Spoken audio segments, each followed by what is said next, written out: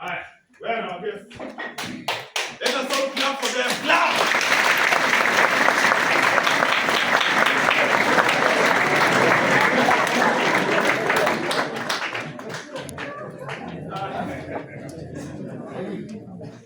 Continue clapping.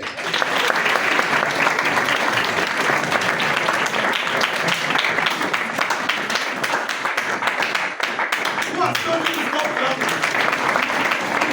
Continue clapping.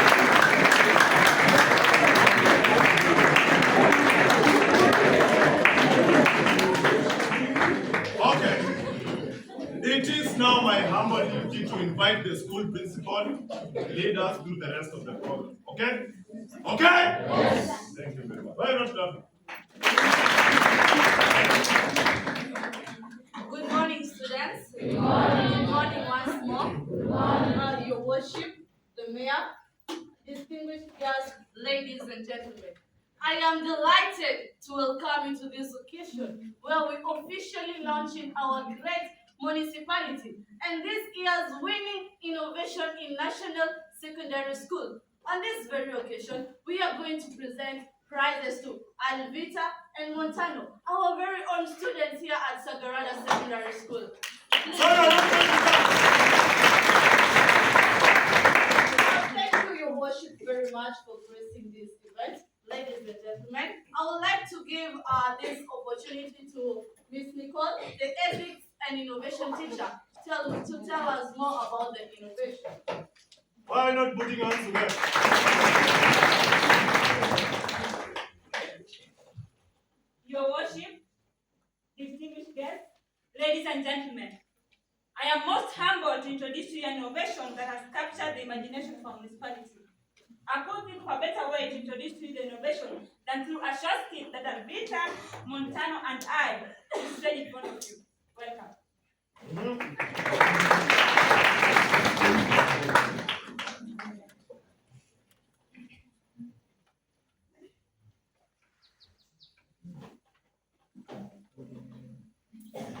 Do quickly.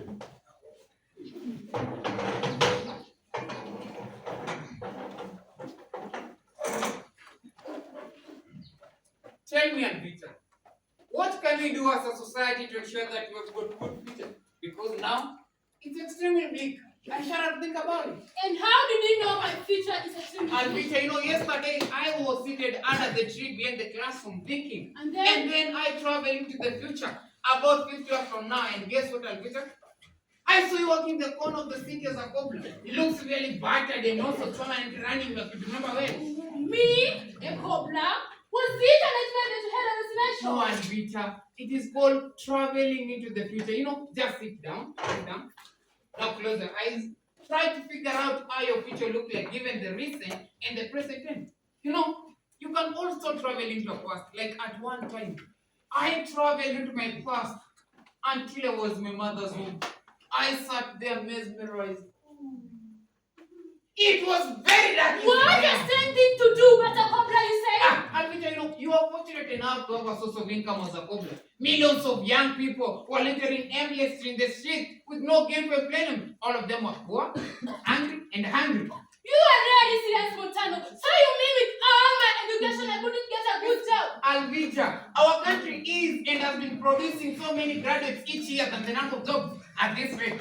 What do you think will be the situation over the period of 50 years? I was in no better position, Alvita. I was earning my livelihood as a pianist with no so popular state band at that time. But Alvita, being jobless was not even my main concern. What is the main concern? The way your nose was running, Alvita, it's as if you had a drum of fuse in the middle of your head. And why? I did not think you could see another day. And why on earth is my nose running like that? It's unusual to me. It is because of the awful smell in the city. Most cities at that time had bad state because clean water scarce. And why was it Climate change, Alvita. Climate change had occasioned weather patterns that it was hardly raining anymore. It could rain at least once in a year and at most for 10 minutes. Now this climate will not support plants and animals. So you mean Yes. animals and plants died? Yes, most of them. Now people started eating things like insects, rodents, crawling creatures, sea creatures, all that to survive this such climate. But you know what? Even these on a very short supply. People now started eating things like plastic, certain fiber, and other bizarre things. I could hardly make it, but I'll eat. At one time again, I saw eating some cannibal. It seems that you can eat anything.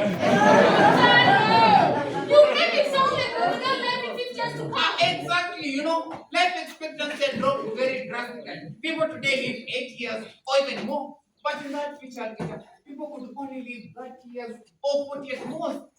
And why were they dying so early? Diseases and malnutrition is just, you know, people could not afford good medicine and good health. And I can tell you, crime was so high that people were being like chicken. Like chicken, you say? Yes, what with all these criminal gangs in our municipality? And as you know, judges and lawyers could only serve those that live their farms. So the rest of the people are now avenues for justice and protection. You know, this meant people take laws in their own land, that is, look for their own private arrangement for justice and protection. This is pretty the situation today. It only aggravated over the period of 50 years. I will tell you, my dear Monson, lack of knowledge is like the night. I was traveling into Peter and I saw an entirely different world. Tell us.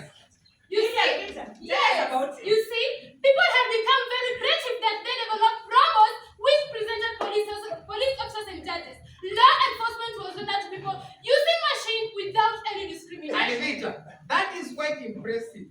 But how can a robot render law and enforce justice? Oh yes, it can. I've been talking about decision-making algorithms. If a software can do a better job than a counter, then what is so special about developing an artificial police officer or judge? Yeah, Rita, what might bring you I- in change? Oh yes, it is true. Life expectancy had increased up to 700 years And of get age. serious, Alligator. Yes, we have even developed drugs which help us in regenerating body cells, whereby people could not grow old. I remember seeing you, me